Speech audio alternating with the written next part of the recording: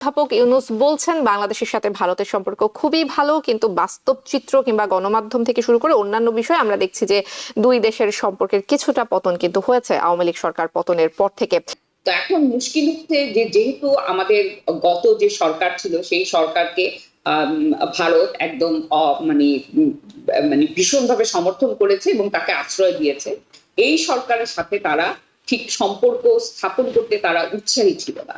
কেউ কাউকে আমরা বাদ দিয়ে আমরা চলতে পারবো না।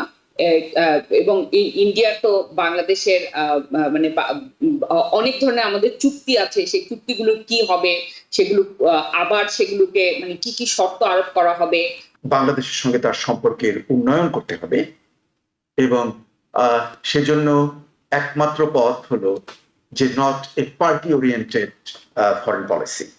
আমার যেন মনে হয় যে এটা তারা বুঝতে পেরেছে, যেটা ডক্টর মোহাম্মদ ইউনূস চাচ্ছেন যে একটা বন্ধুত্বপূর্ণ সম্পর্ক বজায় রেখে দুদেশের যে সমস্ত বর্তমানের মিসআন্ডারস্ট্যান্ডিং গুলোকে দূর করা। তবে একটা জিনিস আমাদের বুঝতে হবে যে পশ্চিম বাংলার যে বিভিন্ন মিডিয়া, ব্যাংককে অধ্যাপক মোহাম্মদ ইউনূসের সাথে ভারতের প্রধানমন্ত্রী নরেন্দ্র মোদীর একটি বৈঠক হওয়ার কথা রয়েছে এবং সেখানে বিমস্টেক যে সম্মেলন ছিল সেই সম্মেলনের ফাঁকে আসলে দুই নেতা কুশল বিনিময় করেছেন এবং কিছু কিছু গণমাধ্যমে এসেছে যে কুশল বিনিময় ছাড়াও তাদের দুজনকে ঘনিষ্ঠভাবে আলোচনা করতে দেখা গেছে। যদিও অধ্যাপক ইউনূস বলছেন বাংলাদেশের সাথে ভারতের সম্পর্ক খুবই ভালো, কিন্তু বাস্তব চিত্র কিংবা গণমাধ্যম থেকে শুরু করে অন্যান্য বিষয়ে আমরা দেখছি যে দুই দেশের সম্পর্কের কিছুটা পতন কিন্তু হয়েছে আওয়ামী লীগ সরকার পতনের পর থেকে। এই প্রথমবারের মতো দুই দেশ বৈঠকে বসতে যাচ্ছে। আপনার কাছে কি মনে হচ্ছে, কি বার্তা পেতে পারি আমরা? আমি তো কিছুটা পতন বলবো না, আমি বলবো যে আওয়ামী লীগ সরকারের পতনের পরে মানে ঐতিহাসিকভাবে বাংলাদেশের সাথে ভারতের সম্পর্ক যেরকম হয়েছে এত খারাপের আগে কখনো হয়নি। হ্যাঁ, কিন্তু মুশকিল হচ্ছে আমাদেরও যেমন ভারত আমাদের সবচেয়ে বড় প্রতিবেশী, তিন দিক দিয়ে ঘিরে আছে। বাংলাদেশও ভারতের জন্য অত্যন্ত গুরুত্বপূর্ণ, অর্থনৈতিকভাবে, রাজনৈতিকভাবে, স্ট্র্যাটেজিক্যালি অত্যন্ত গুরুত্বপূর্ণ প্রতিবেশী। তো আমরা কেউই কাউকে বাদ দিয়ে চলতে পারবো না এবং সবচেয়ে কাম্য হচ্ছে যে দুই দেশের মধ্যে একটা ভালো সম্পর্ক থাকুক এবং কেউই কাউকে আপনার কারো উপর আপনার খবরদারি না করুক। হ্যাঁ, তো এখন মুশকিল হচ্ছে যে যেহেতু আমাদের গত যে সরকার ছিল সেই সরকারকে ভারত একদম মানে মানে ভীষণভাবে সমর্থন করেছে এবং তাকে আশ্রয় দিয়েছে। এই সরকারের সাথে তারা ঠিক সম্পর্ক স্থাপন করতে তারা উৎসাহী ছিল না। আমরা জানি যে ডক্টর ইউনূসের পক্ষ থেকে, বাংলাদেশের পক্ষ থেকে অনেকবার চেষ্টা করা হয়েছে যে মোদির সাথে বৈঠক করার জন্য, কিন্তু ভারত এটাকে অনেকটা অ্যাভয়েড করে গেছে। কারণ তারা একটা অনেকটা কি বলবো মানে এমন একটা নাজুক অবস্থায়, বেকায়দা অবস্থা আছে। কিন্তু এটা বেশি দিন আপনার অ্যাভয়েড করা যাবে না, কারণ আমাদের দ্বিপাক্ষিক অনেকগুলো আপনার স্বার্থ আছে যেখানে আমাদের দুইটা দেশেরই এটা নিয়ে কথা বলতে হবে এবং কেউ কাউকে আমরা বাদ দিয়ে আমরা চলতে পারবো না। এবং ইন্ডিয়ার তো বাংলাদেশের মানে অনেক ধরনের আমাদের চুক্তি আছে, সেই চুক্তিগুলো কি হবে, সেগুলো আবার সেগুলোকে মানে কি কি শর্ত আরোপ করা হবে, কোনটাকে আপনার মানে আমরা মানে যেটা নিয়ে এগিয়ে যাব এবং কোনটাকে আমরা পজ করবো, এগুলো নানা ধরনের জিনিস আছে। কাজে আমার কাছে মনে হয় যে এই যে দুই দেশের যে কথাবার্তা হচ্ছে এটা একটা মানে পজিটিভ একটা দিক। এবং যে যাই হোক না কেন, অতীতে যাই হোক না কেন, মানে প্রতিবেশী তো আমরা কেউ বদল করতে পারবো না, না আমরা পারবো না ভারত পারবে। কাজে আমাদের দুই দেশের মধ্যে একটা সমঝোতা এবং একটা শান্তিপূর্ণ সহাবস্থান এটা খুবই জরুরি দুই দেশের জন্য। Professor doctor Mostafa Sarwar, doctor Mehnaz Momen যেটি বলছিলেন যে প্রতিবেশী কথা বলছিলেন, এই বিষয়টি তো আসলে বারবার আলোচনায় উঠে আসে। আপনার কাছে কি মনে হয় যে সম্পর্কের পতন তো আসলে অনেক কিছুই হলো, অনেক কিছুরই আমরা উত্থান পতন দেখলাম, যেহেতু দুই দেশের নেতার মধ্যে একটি বৈঠক হতেই যাচ্ছে, সেই ক্ষেত্রে ভারত আসলে সরকার, বাংলাদেশের সরকার কেন্দ্রিক রাজনীতির কথা চিন্তা করবে নাকি বাংলাদেশ যে আমাদের প্রতিবেশী কেন্দ্রিক রাজনীতির কথা ভাববে? খুবই সুন্দর প্রশ্ন। যে মানে এটা কি সরকার ভিত্তিক নাকি বাংলাদেশ, মানে যে টোটাল বাংলাদেশ? আমি আশা করব যে ভারত মোটামুটি বুঝে ফেলেছে, কারণ আমি জানি যে ওখানে অনেক মানে পররাষ্ট্র নীতির সঙ্গে যারা জড়িত, দে আর ভেরি ইন্টেলিজেন্ট এবং দীর্ঘকাল একটা ডেমোক্রেটিক ট্র্যাডিশন রয়েছে ভারতের। কাজে ভারত নিজের স্বার্থে মানে বাংলাদেশের সঙ্গে তার সম্পর্কের উন্নয়ন করতে হবে এবং সেজন্য একমাত্র পথ হলো যে not a party oriented foreign policy. আমার যেন মনে হয় যে এটা তারা বুঝতে পেরেছে। এর আগের সমস্যাটা ছিল যে মানে এর আগের সরকার স্বৈরতান্ত্রিক সরকার যে নাকি নতজানুতার ছিল পররাষ্ট্রনীতি এবং ভারত তার সুযোগ নিয়েছে।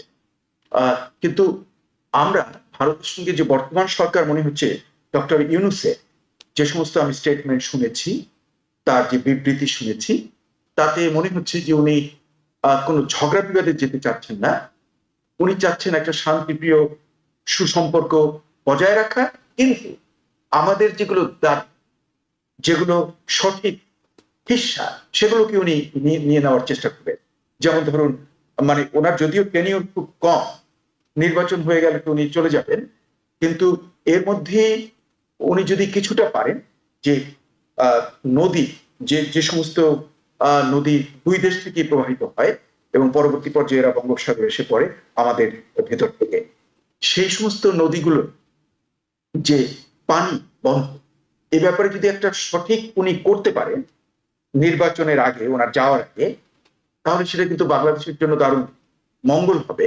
এবং আরো একটা, যেমন যে ট্রানজিট, যে আমরা তো অলরেডি একটা রেলওয়ে প্যাক করা হয়েছে হাসিনার গভর্নমেন্টের একদম শেষ দিকে এসে, আমরা তার যদি মানে একটা সম্পূরক যদি করা যেত, যে যাওয়া যেত, যেমন ধরুন আমাদের লালমনিরহাট এবং ওই যে উত্তরের ওই জেলাগুলো থেকে যদি সরাসরি নেপাল এবং ভুটানে যাওয়ার যদি ট্রানজিট বাংলাদেশ পায়, তাহলে আমার তো মনে হয় যে অযথা ভারতের সঙ্গে একটা ঝগড়া বিবাদ না করে, বরং যেটা ডক্টর মোহাম্মদ ইউনূস চাচ্ছেন যে একটা বন্ধুত্বপূর্ণ সম্পর্ক বজায় রেখে দুদেশের যে সমস্ত বর্তমানের মিসআন্ডারস্ট্যান্ডিং গুলোকে দূর করা। তবে একটা জিনিস আমাদের বুঝতে হবে যে পশ্চিম বাংলার যে বিভিন্ন মিডিয়া, তারা কিন্তু খুব দারুণ, মানে কঠোর ভাষায়, খুব অ্যাগ্রেসিভলি, মোটামুটি আজে বাজে একদম ইয়েলো জার্নালিজমের মানে চরম, এই যে সমস্ত মানে ওদের ব্লগার্সরা আছে, টেলিভিশন স্টেশন গুলো আছে, এমনকি ওদের যে ভালো পত্রিকাগুলোতে আমি দেখেছি যে নিউজের উপরে ওরা এমফাসাইজ করছে, ছাপাচ্ছে, সেগুলো আমার কাছে মনে হচ্ছে যে মানে মোটামুটি বর্ডার লাইন ইয়েলো জার্নালিজম থেকে একদম ফুল লেভেল ইয়েলো জার্নালিজম। এটার একটা কারণ আছে অবশ্য, আমাদের বুঝতে হবে যে ওখানে এই যাদের কথা আমরা শুনছি এবং শুনে আমাদের মন খারাপ হয়ে যাচ্ছে, আমরা উত্তেজিত হচ্ছি, এদের উদ্দেশ্যটা, এদের হলো 2026 এর পশ্চিম বাংলার নির্বাচন। ওই নির্বাচনে ওরা বিজেপি ওখানে ক্ষমতা দখল করার প্রচেষ্টা, তো ওখানে তো তৃণমূল ইজ ভেরি স্ট্রং। কাজে একটাই মাত্র পথ, যদি মানে কমিউনাল একটা সেন্টিমেন্ট তৈরি করা, বাংলাদেশের লোকদের বিরুদ্ধে একটা পরিস্থিতি তৈরি করা, এইসব করে যদি রিক্রুটমেন্ট করে ওই 2026 এর নির্বাচনে জয়লাভ করা যায়, সেই জন্যই ওরা এই সমস্ত করছে। ওরা নিজেরাও জানে যে ওদের যে, আপনারা লক্ষ্য করবে যে ওরা প্রেডিকশন করছে যে এত তারিখ এটা হচ্ছে, হ্যাঁ, ওই সেনাবাহিনী এটা করবে, ওই দিনে হাসিনা এসে ঢুকে যাবে, এই যে কন্টিনিউয়াস ফোরকাস্ট করছে, এবং এই ফোরকাস্ট গুলো প্রতিনিয়ত এটা মানে ফালতু হিসাবে প্রমাণ হচ্ছে, কিন্তু তা ওরা করে যাচ্ছে।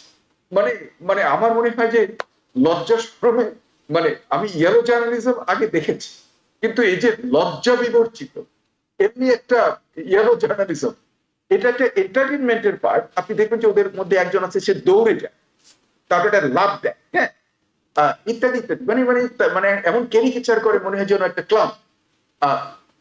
এটা তাদের হচ্ছে। কিন্তু আমি বাংলাদেশিদের প্রতি আমার মানে অনুরোধ যে এগুলোকে আপনারা কেয়ার করবেন, এগুলো অতি ফালতু, আজে বাজে, কিন্তু দেখতে হবে যে গভর্নমেন্ট টু গভর্নমেন্ট যে কি সম্পর্ক, যেটা ডক্টর মোহাম্মদ ইউনূসের প্রতি আমার দারুণ বিশ্বাস, উনি যেটা করবেন সেটা আমার মনে হয় অপটিমালি সেটাই হবে ভালো। নিউ ইয়র্ক থেকে সম্প্রচারিত TVN 24 টেলিভিশন, বিশ্বজুড়ে বাঙালির কণ্ঠস্বর।